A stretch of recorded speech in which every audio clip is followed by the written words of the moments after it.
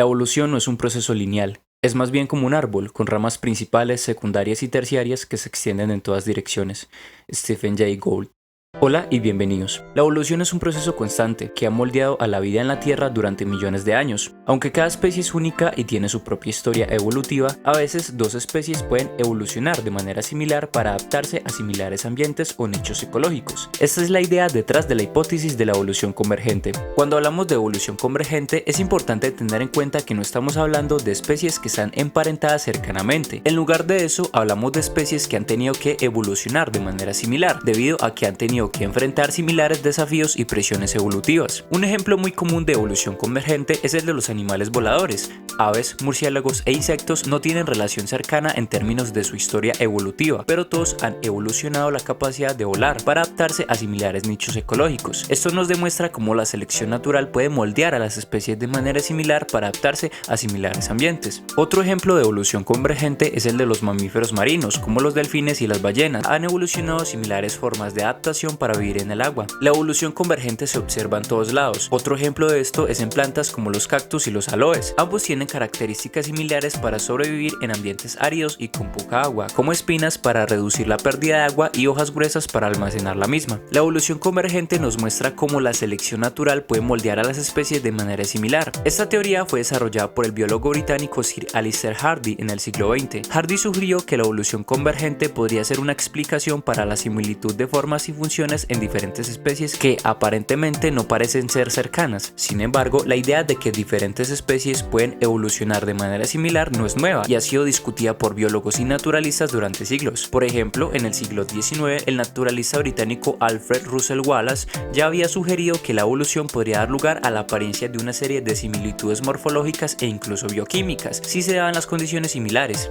Vamos a responder algunas preguntas generales. ¿Alguna vez te has preguntado por qué la mayoría de especies tenemos dos ojos, una boca, dos oídos y una nariz? ¿Será esto una manifestación de la evolución convergente? Y la respuesta es que sí, por supuesto. Estas características se han desarrollado en diferentes especies debido a que han sido útiles para adaptarse a multitud de ambientes. Por ejemplo, tener dos ojos nos permite tener una visión binocular, lo que nos da una mejor percepción de la profundidad y nos ayuda a localizar a nuestras presas o a esquivar nuestros depredadores. Tener una boca nos permite alimentarnos y comunicarnos, mientras que tener dos oídos nos permite escuchar y localizar a nuestras presas o a nuestros depredadores. Y finalmente, tener una nariz nos permite olfatear y detectar peligros o alimentos.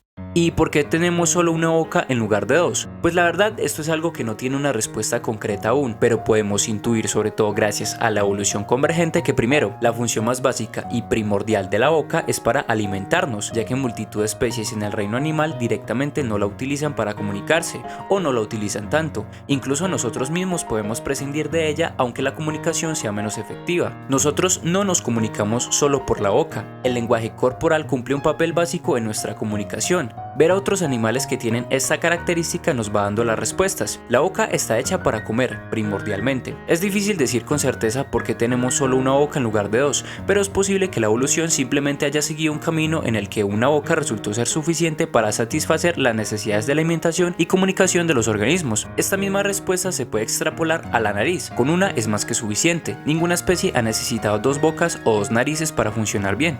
Sabemos que tener dos ojos nos permite percibir la profundidad de mejor manera. No hay que dar grandes explicaciones para esto. Tápate un ojo y verás que de inmediato pierdes tu visión estereoscópica. Para la mayoría de especies, un ojo no es suficiente y dos ya son los necesarios. Así funciona la evolución. Pero podemos preguntarnos, ¿por qué hay animales que tienen tantos ojos? Hay muchísimos tipos de animales con estas características, pero en este caso vamos a tomar el ejemplo de las arañas. Resulta que las funciones de los ojos en las arañas son básicamente las mismas que las de cualquier otro ser vivo. Les permiten tener una visión muy amplia, les ayudan a detectar el movimiento y a localizar a sus presas, les permiten tener una muy alta sensibilidad hacia la luz, lo que les hace detectar cambios en la luminosidad y adaptarse a diferentes condiciones lumínicas. Esto es especialmente útil para las arañas que viven en entornos oscuros, como en agujeros o debajo de las rocas. Pero un dato muy curioso es que las arañas no pueden girar la cabeza para mirar a su alrededor, por lo tanto no pueden girar su cuello para ver a su presa o huir de los depredadores. Por esto necesitan más ojos que les permitan tener un mayor campo de visión. Esta característica de cierta manera se puede extrapolar hacia los animales como los caballos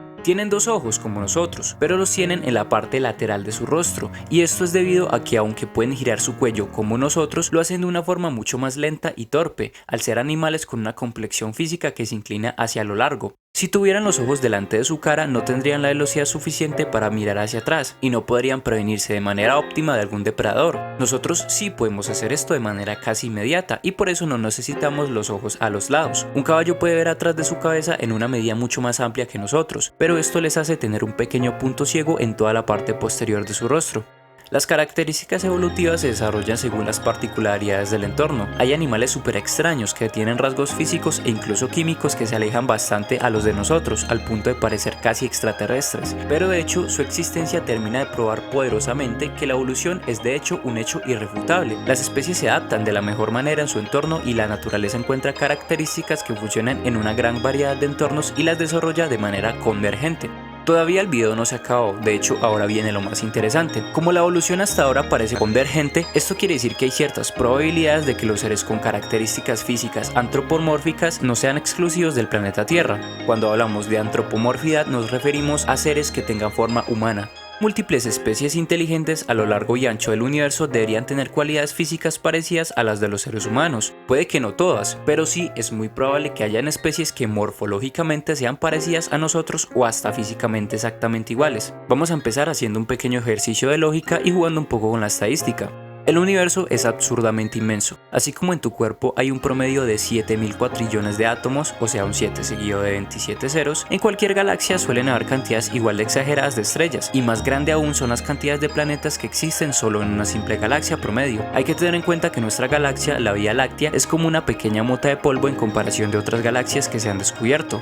Los espacios son tan grandes que realmente nuestra propia mente no nos permite asimilar tales distancias con respecto a nada que conozcamos. Partiendo de esto, es una realidad estadística que hay vida en otros planetas. Recientemente se ha descubierto que la estructura de nuestro sistema solar es un poquito exótica, ya que la mayoría de sistemas solares suelen estar conformados por unos cuantos planetas rocosos que giran alrededor de una pequeña enana roja. Las enanas rojas son el tipo de estrella más común del universo y por consecuencia se sabe que sistemas solares con nuestras características no son tan comunes, pero de igual manera, en medio de la inmensidad del cosmos, obviamente son bastante frecuentes, aunque no sean la mayoría. Nuestro sistema solar tiene características que han permitido que la vida en la Tierra se haya desarrollado. Esto no fue solo por la Tierra misma. El hecho de que tengamos 4 gigantes gaseosos lo suficientemente lejos de nosotros como Júpiter, Saturno, Urano y Neptuno hace que su gravedad nos afecte de manera casi nula, pero que nos ayude muchísimo a la hora de controlar objetos masivos que entran en el sistema solar. Si no fuera por estos 4 planetas, es bastante probable que hace un buen rato un supermeteorito nos hubiera borrado de la faz de la existencia. El hecho de que haya vida en la Tierra no solo se debe a que esta tiene un poderoso campo magnético que está en la zona habitable del sistema solar, que le cayó un meteorito con agua líquida y muchísimos otros factores más, sino que también es porque tenemos 4 grandes hermanos mayores que son nuestros principales protectores. Esto es una cualidad bastante afortunada, sobre todo porque tranquilamente algunos de estos planetas podría estar más cerca del Sol, donde está por ejemplo Mercurio o Venus, y esto arruinaría toda la ecuación, pero se dieron todas las condiciones adecuadas para que en nuestro sistema solar pudiera surgir la vida. Sin embargo, como dije antes, no hay que sentirse tan especiales porque es un hecho de que estas características las hay por montones en el resto del universo, y además de que nuestro sistema solar tampoco es que sea tan exitoso porque solo surgió vida de un solo planeta. Lo más seguro es que existan sistemas solares mucho más exitosos en los cuales la vida haya surgido de 2 o más planetas, incluso de varias lunas también. Recordemos que hay estrellas absurdamente más grandes que el Sol, por lo tanto su zona potencialmente habitable es muchísimo mayor que la del Sol. Entonces en dicha zona podrían haber millones de planetas orbitando, de los cuales en muchísimos podría surgir la vida al mismo tiempo. También debemos tener en cuenta que aunque parezca que la Tierra la vida está en todos lados, en realidad no es tan así. La Tierra de hecho está llena de desiertos muy áridos en los que no hay prácticamente nada de vida, como la Antártida, que es todo un continente. El desierto de Atacama, el desierto del Sahara o el desierto de Gobi son algunos de ellos. En estas zonas hay vida, pero la vida es supremamente escasa. Existen ciertas características geológicas que pueden generar planetas superhabitables, o sea, planetas que tengan una mayor propensión a la generación de la vida que la propia Tierra. Este es un tema súper interesante. Deja tu like y comentario y si quieres podemos profundizar en este tema en otro video. De igual manera en la descripción te dejaré todas las fuentes. Sabemos que hay miles de millones de planetas potencialmente habitables, aunque hasta ahora no hayamos encontrado tantos. La ecuación de Drake es una ecuación para estimar la cantidad de civilizaciones en nuestra galaxia, la Vía Láctea, susceptibles de poseer emisiones de radio detectables. Fue concebida en 1961 por el radioastrónomo Frank Drake. Aunque no hay un claro consenso de cuántas civilizaciones avanzadas podría haber en nuestra galaxia, se sabe que esta cantidad es de al menos una o varias decenas, y hay que tener en cuenta que hasta donde sabemos hay unas 2 billones de galaxias en el universo observable, siendo algunas absurdamente más grandes que otras. Solamente Andrómeda, nuestra galaxia vecina, es 10 veces más masiva que la Vía Láctea. Lógicamente, esta tesis tiene sus antítesis. La más famosa es la paradoja de Fermi. En la descripción encontrarás todas las fuentes para que profundices más del tema, pero una de las cosas que dice esta paradoja es que, si hay tantas posibles civilizaciones avanzadas por ahí, ¿en dónde están? Se dan múltiples explicaciones de por qué no las hemos podido detectar, como que las civilizaciones tienden a autodestruirse muy rápidamente, o que las civilizaciones con la capacidad de emitir ondas de radio son muy nuevas y todavía no hemos tenido tiempo suficiente de detectarlas, teniendo en cuenta que los humanos no llevamos ni siquiera más de 200 años emitiendo ondas de radio, porque las descubrieron a finales del siglo XIX. Pero en cualquier caso, no existe ningún argumento o postura científica que indica que somos los únicos seres inteligentes en el universo. La paradoja de Fermi solo indica que puede que en nuestra galaxia no hayan tantas civilizaciones inteligentes como sugieren las ecuaciones de Drake. Puede que solo haya un par, pero en nuestra galaxia es bastante poco probable que seamos los únicos seres inteligentes y que emitan ondas de radio. Incluso otro argumento que nos dice Fermi es que es bastante probable que las especies inteligentes, al desarrollar tecnología nuclear, terminen por exterminarse a sí mismos en la mayoría de casos. Y es muy curioso también ver que el desarrollo tecnológico parece ser un fenómeno convergente. Diferentes civilizaciones sin ningún tipo de contacto entre sí desarrollan tecnologías similares o a veces directamente iguales. Realmente no hemos descubierto ni siquiera una millonésima parte de los objetos que existen en el universo, y por tanto, partiendo de lo que venía el video, es un hecho de que hay más vida en el universo. ¿Y qué es la vida? Pues no lo sabemos con exactitud, pero podríamos simplificar esta respuesta diciendo que es cualquier tipo de organismo que nace, crece, se reproduce y muere, y que está creado a partir del carbono. Toda la vida en la Tierra se sabe que se creó con bases al carbono y el agua. Puede haber cosas a las que llamemos vivas que estén hechas a partir de otra cosa, pero al menos en la Tierra se sabe que todo organismo vivo está hecho a partir del carbono y que todos descendemos de Luca. Te voy a dejar un artículo en la descripción para que veas quién es Luca. Un tipo muy amigable, todos somos sus hijos, y es un tema muy interesante. Entonces, es obvio que estas características y coincidencias a las que llamamos vida se han dado en otros lugares, por lo tanto ni siquiera es descabellado pensar que al menos una de las especies que ha surgido en la Tierra tenga algún gemelo exactamente igual, con sus mismas características físicas en alguna otra parte del universo. Simplemente se trata de jugar con la estadística. Se sabe que han existido unas 500 millones de especies diferentes a lo largo de la historia de la vida en la Tierra. Ojo, no 500 millones de animales, 500 millones de especies diferentes.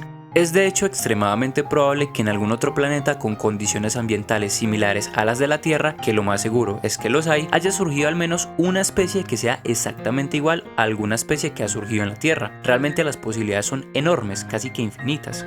Y eso nos lleva a cuestionarnos a nosotros mismos. ¿El ser humano es el ser más inteligente o no? ¿Es acaso quien domina el planeta? Pues la respuesta es que sí. Aunque haya muchas discusiones con respecto a qué es la inteligencia y todas esas cosas, lo cierto y lo evidente es que somos los más listos. Ciertas posturas, sobre todo filosóficas, están inclinadas por la idea de que realmente nuestra inteligencia no es la más desarrollada, sino que simplemente es diferente, porque cuando estudiamos y analizamos, por ejemplo, a seres a priori tan simples como las plantas, nos damos cuenta de que en realidad estas son seres absurdamente más complejos y muchísimo más inteligentes de lo que parecen. Pero es absurdo pensar que es algo equivalente a nosotros, porque de hecho la diferencia entre ellas y nosotros es que nosotros podemos comprender su inteligencia y ellas a nosotros no. Nosotros podemos comprender y entenderlo prácticamente todo acerca de cualquier especie que exista o que haya existido. Y no solo eso, sino que mediante nuestra tecnología que desarrollamos con nuestra inteligencia, podemos adquirir cualquier habilidad animal, por más sorprendente que sea. Podemos lograr cosas que hasta apenas hace 100 años parecían magia. Podemos conquistar otros planetas, podemos esparcir la vida por todo el universo y podremos en algún momento dominar el clima del planeta.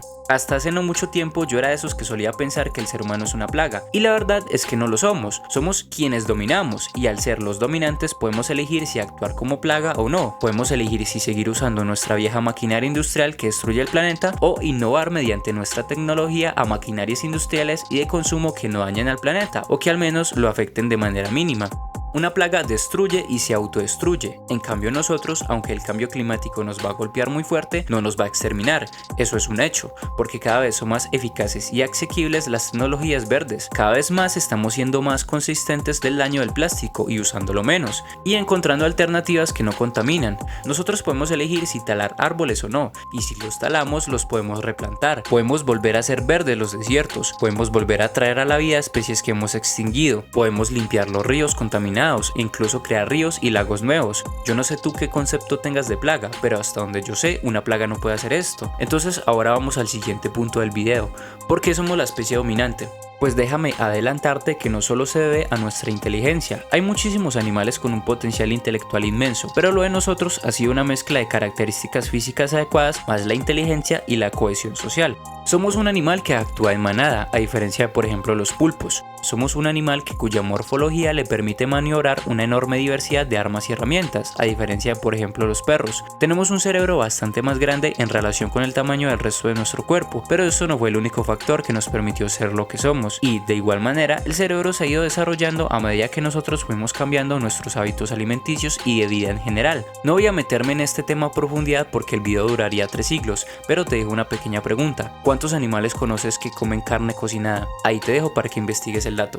Pero bueno, el caso es que todo esto nos demuestra que somos los que dominamos no solo por nuestra inteligencia en sí misma, sino por nuestras cualidades físicas, que no son pocas. Aunque te sientas como una pupa inútil, te sorprendería ver físicamente cuántas cosas puede lograr un ser humano sin herramientas. Es verdaderamente increíble cómo nuestro físico desarrolló nuestra mente y nuestra mente desarrolló nuestro físico. Y a esto se le suma que somos animales que nos organizamos muy bien socialmente. Somos como las hormigas e incluso más eficientes. Y esta capacidad social fue la verdadera clave de nuestro desarrollo, porque la tecnología es algo que se desarrolla en equipo. Nuestro desarrollo físico se debió naturalmente a las condiciones ambientales a las que fue enfrentándose nuestra especie. Si nosotros nos convertimos en la especie dominante gracias a estas características físicas, sociales y mentales, no es descabellado pensar que si en alguna parte del universo surge otra especie inteligente y dominante, sean física o incluso socialmente muy parecidos a nosotros. Y es más, puede que haya al menos una especie que morfológicamente sea igual a nosotros. En un universo tan grande y viendo que está demostrado que la evolución es un proceso convergente,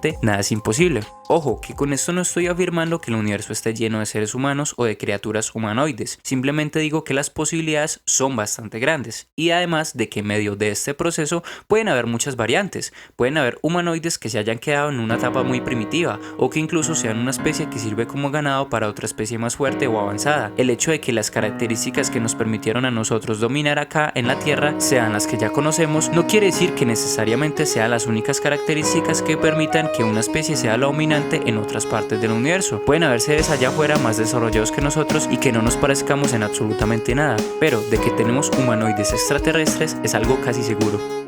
Si te gustó este video no olvides dejar un like, suscribirte y compartir. Si quieres apoyarme de una forma más directa puedes dejarme una donación por vía PayPal, Patreon o si eres de Colombia incluso por Nequi. En la descripción encontrarás formas en las que puedes contactarme. Déjame tu opinión o tus ideas en la caja de comentarios y sin mucho más que decir, muchas gracias por ver.